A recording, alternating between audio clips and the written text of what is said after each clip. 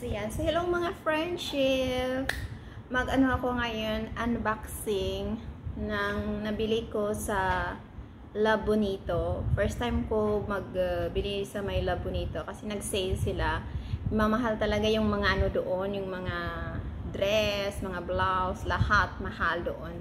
So nung nag-sale sila, pumasok ako and then nagtingin-tingin.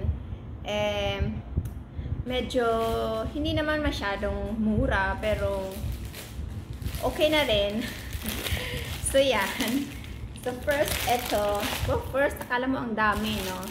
So ito siya dress.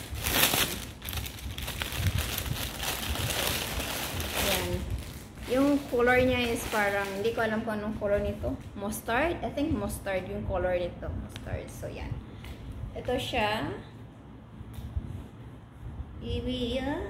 Dress. Long. Yan.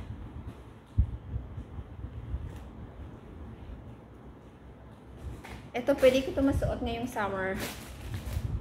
And then next. Ito.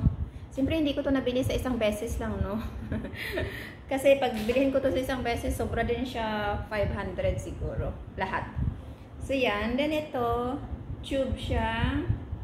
Yan. Pang summer na. Yan. Yan siya. Maganda to kasi yung parang may pang ano siya dito. Yung rubber. Rubber. Yan. Okay. And next. Next, ito. Ano tawag dito? Jumpsuit.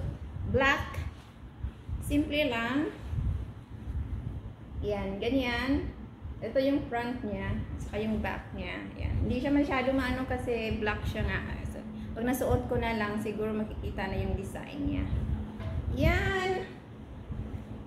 May isa pa.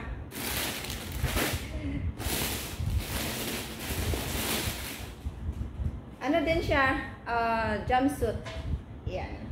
Black din siya, black. Ayan. May pa A-line. Ano tawag ito? A-line. Yung mababa yung dito niya. Wala naman tayong mapapakita. So, yan. Ito medyo parang pag nasa aircon ka siguro okay to. Pang summer use naman siya. Yan. Pero mas maganda siguro ito kasi nga jumpsuit, 'di ba? Parang medyo malamig-lamig na weather. So, pero try ko kung kailan ko to siya masusuot. Pero itong tatlo, para masusuot ko itong ano, summer na to. So, yan. So, yun lang. Nakabili din ako kasi nag-sale sila. Hanggang ngayon, sale pa nga nila eh. So, yan. Pag maraming pera, pwedeng bumili doon ulit. Mayroon ako